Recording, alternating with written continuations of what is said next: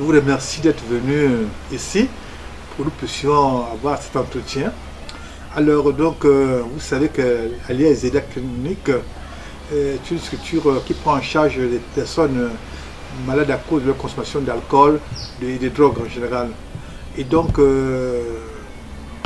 c'était vraiment nécessaire que notre pays soit doté d'une pareille structure, d'autant plus que c'est la seule et la première au niveau de notre pays.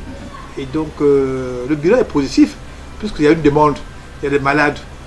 L'État, depuis quelques années, depuis plusieurs années, a mis les moyens pour construire des hôpitaux qui soignent beaucoup de maladies.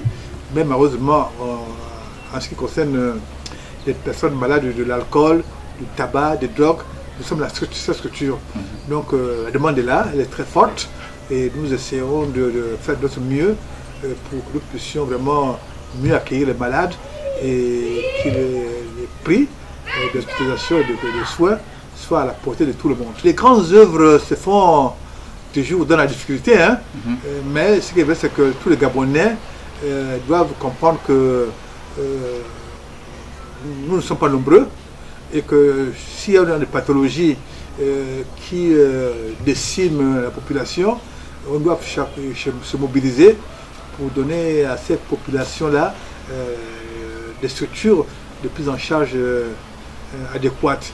Donc en réalité, comme j'aime à le dire, faisons de la lutte contre la drogue une cause nationale, une grande cause nationale. Et je pense que beaucoup de Gabonais comprennent cela. Donc voilà, à cette occasion, je leur lance l'appel pour que nous puissions vraiment nous mobiliser pour venir en aide surtout aux jeunes. Parce qu'en général, en fait, il y a beaucoup de jeunes qui sont en ce moment internés dans notre clinique parce qu'effectivement, ils sont en souffrance par rapport à ces questions-là. À cette fin d'année, je pense que nous sommes tous conscients qu'aujourd'hui, le taux de contamination à la Covid-19 a pris de l'ascenseur. Et nous sommes tous un peu vraiment dans la peur parce que cette maladie-là fait beaucoup de ravages ici et ailleurs. Donc, en cette fin d'année, c'est la période aussi où les personnes vont faire la fête. Et quand qui dit fête sous nos cieux, dit consommation d'alcool, de drogue et de nourriture. Et tout cela n'est pas sans inconvénients au niveau de la santé des populations. Et donc, on sait déjà aussi que la consommation de drogue, d'alcool, fait des personnes qui consomment ces produits-là, des personnes à risque par rapport à la contamination à la Covid-19. Donc, respectez les mesures barrières, faites attention à nos consommations, parce que beaucoup de personnes pensent que après les fêtes, la vie ne continue pas. Or, nous devons faire en sorte qu'après la fête, la vie doit continuer. Et quand la vie doit continuer, que ça continue, qu'on ne soit pas sous assistance respiratoire ou hospitalisé ou sur une chaise roulante. Et qui parle de chaise roulante, je fais déjà allusion aux nombreux accidents de la route et de la circulation, parce que pendant les fêtes, les gens consomment trop d'alcool, consomment trop de drogue et font trop de la vitesse.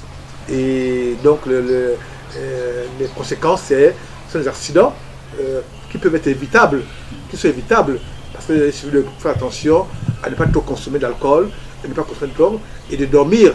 Parce que quand on a sommeil et qu'on a consommé de l'alcool, on fait la vitesse et on se tue dans les ravins, on tue les innocents qui eux peut-être ne peuvent pas choisir de consommer des produits dangereux et qui donc vous allez endeuiller les familles.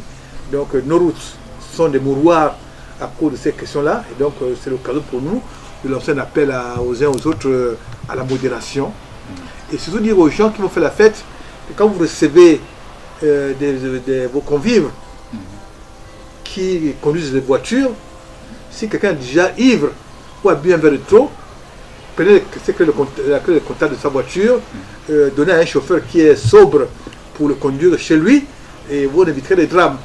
Ça, c'est un conseil qu'on donne aux familles, mais aussi aux tenanciers des débits de boissons, que ce soit des snack bars, des boîtes de nuit et les autres lieux de distraction.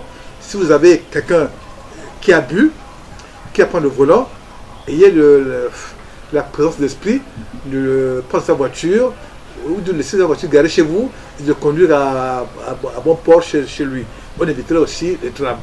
Mais oui, effectivement, au seuil de l'année 2022, je souhaite mes voeux de bonheur, de santé, de réussite à ma famille, à mon épouse, à mes enfants et petits-enfants, et à tous les Gabonais, que 2022 soit moins